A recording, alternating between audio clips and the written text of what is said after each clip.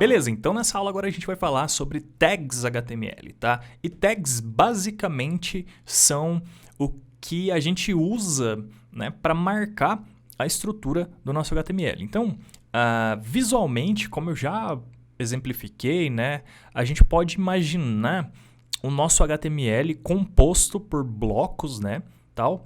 E esses blocos, então, eles são escritos através de tags. Então, uma tag, né, ela tem o elemento, né, de abertura. Então, por exemplo, geralmente os elementos de abertura são todos assim, tá? Uma tag, né, de abertura, ela tem o sinal de menor que, aí o nome da tag e o sinal de maior que, beleza? Então, esse aqui é o que abre o bloco, tá? Então, vamos imaginar que esse aqui é um bloco, né, uma tag.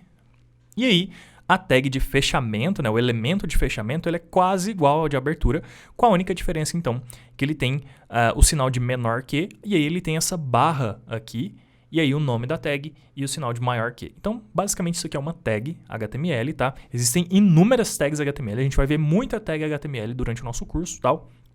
Mas um jeito legal da gente imaginar como que uma estrutura de um documento HTML é criada é imaginar, então, essas tags como blocos. E aí, então, a gente tem vários tipos de tag. Aqui a gente consegue ver, então, uma tag de H1 e outra tag aqui, uma de parágrafo. Beleza, com essa ideia aqui de blocos, tá? A gente tem que prestar atenção na questão da sintaxe, que foi basicamente o que eu acabei de falar, tá? Onde existe a tag de abertura e a tag de fechamento, tá? E o conteúdo vai no meio das tags, tá? Entre as tags. Então, cada tag serve para definir um bloco de conteúdo diferente, tá? E com o tempo, o que rola?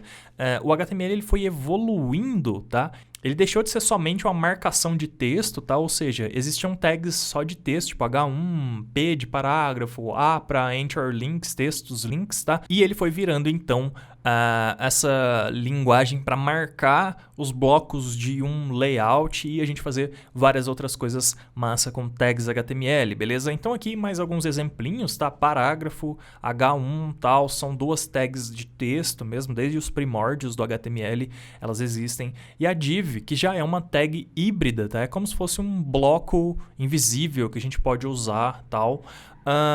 Aqui eu coloquei errado, acabei de ver, foi mal aí. Não é sidebar, é aside, tá? Ficou errado aqui, beleza. Tá, só deixando claro então que tá errado aqui. Mas seria então a tag aside, tá? Que ela foi introduzida a partir da versão da HTML5, assim como várias outras tags foram introduzidas no HTML5, para definir o que seria uma sidebar, então. Por que isso? Porque, deixa eu só mostrar aqui rapidão, eu tô com o site da W3 Schools aqui aberto, daqui a pouco a gente vai aprofundar um pouquinho nisso, mas só para falar dessa questão do HTML5 e das tags HTML5, o que rolava era o seguinte, a gente tinha então vários sites com essa sidebar aqui, tá? Essa barra lateral com menus e tal. E toda vez que a gente ia fazer uma sidebar, a gente tinha que criar uma classe CSS, que você ainda não viu, você não sabe o que é, mas daqui a pouquinho a gente vai ver. Mas a gente precisava criar uma classe CSS e falar assim, olha, a div tal, ela recebe a classe de sidebar, então aí a gente conseguia informar que ela é uma sidebar. Como isso era muito recorrente, o HTML5 falou assim, pô, então vamos criar uma tag para as sidebars, né? E essa tag chama aside, beleza? E aí a gente começa a entrar então na questão da semântica, tá? Que talvez seja o elemento principal aí do HTML, o fator principal do HTML nos websites mais modernos, digamos assim, mais contemporâneos, tá? Porque eles têm que se preocupar com semântica, porque ajuda muito na indexação da página no Google, tá?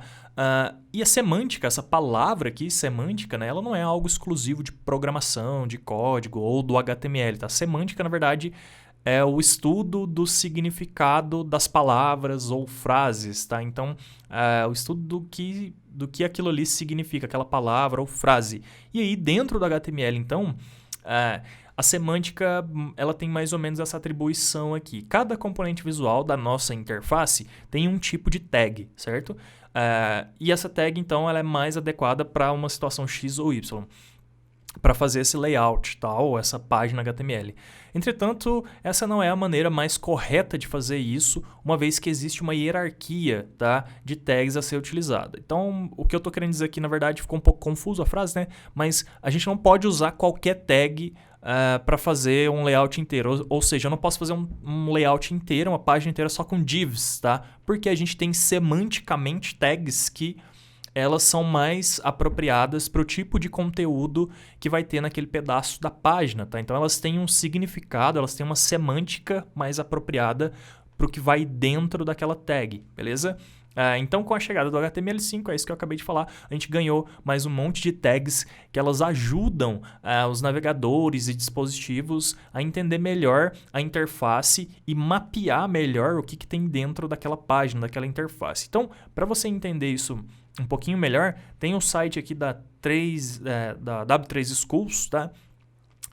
/tags/default, tem essa página aqui, que é essa aqui, tá? Onde tem todas as tags atuais, né, que existem atualmente. E a gente consegue ver várias aqui, e aí a gente consegue começar a perceber essa questão da semântica. Por exemplo, olha aqui a tag, deixa eu dar um zoom aqui, olha a tag aside que eu falei.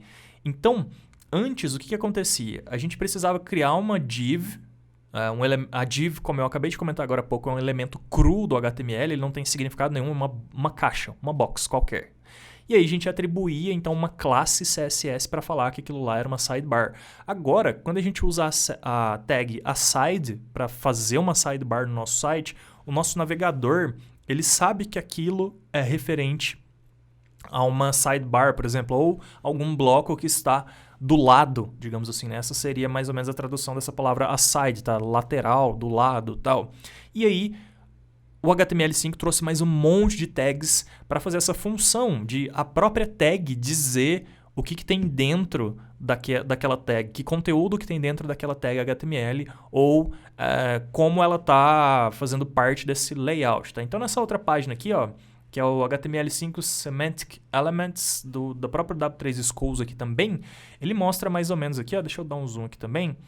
Então, olha só, header, nav, section, aside, article e footer. Então, percebe que todas as tags elas estão bem definidas, elas estão com nomes que dizem o que tem dentro delas. Então, semântica no HTML é mais ou menos isso, tá? E, além disso, é claro, a gente tem mais um monte de tags aqui, tá? E aí, elas têm hierarquia. Então, o que é hierarquia? Por exemplo, você não é muito recomendável, tá? Semanticamente, hierarquicamente, você colocar uma tag de parágrafo dentro de uma tag de título.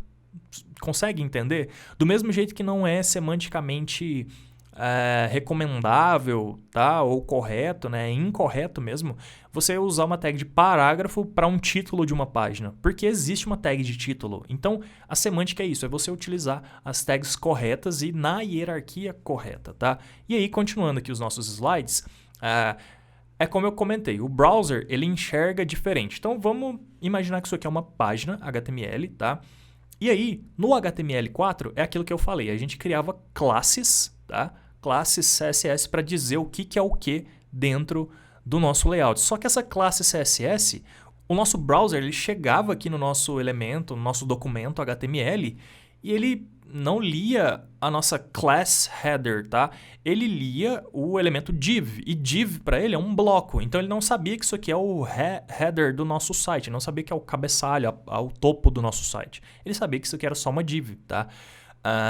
E aí a mesma coisa, o main, que é a classe que era muito utilizada para falar que é o conteúdo principal da nossa página, né, ou o miolo da nossa página, o nosso browser, nosso navegador também não entendia que isso aqui é o bloco do conteúdo principal, ele entendia que isso aqui é uma div, mais uma div numa página, tá? E assim por diante, a mesma coisa para o footer, para o rodapé. E o HTML5, então, finalmente ele trouxe essa possibilidade da gente usar as tags, tá? Os nomes de tag adequados para cada pedaço da nossa página, né? Para cada pedaço do nosso site, beleza? E aí, então, basicamente essa é a grande funcionalidade das tags, tá? Que é, primeiro, ajudar a gente a marcar o nosso layout da nossa página, né? A gente criar os blocos e tal. Então, todos os blocos, cada bloco da nossa página ou do nosso site é feito com tags, tá? E a segunda coisa, então, ele permitiu que a gente pudesse escrever essa página semanticamente, tá? Quando a gente está fazendo um projeto de design lá no nosso editor, seja qualquer um, Illustrator, Figma, Adobe XD, qualquer Sketch, quando a gente está fazendo o nosso projeto de interface, geralmente a gente faz isso nos nossos projetos. A gente vai e nomeia cada item ou cada layer lá do nosso projeto, tal, meio que semanticamente. A gente coloca os elementos visuais numa hierarquia. E o HTML, então, ele permite que a gente faça isso no código, né, no que vai ser o nosso front-end, com tags. Então, basicamente, é isso. Essa é a funcionalidade das tags para o HTML, tá? E a gente vai usar bastante tag o tempo todo. E aí, na próxima aula, então, a gente vai começar a ver como que a gente atribui estilos, tá? Forma, cores, enfim, tudo que faz uma tag se tornar um elemento visual,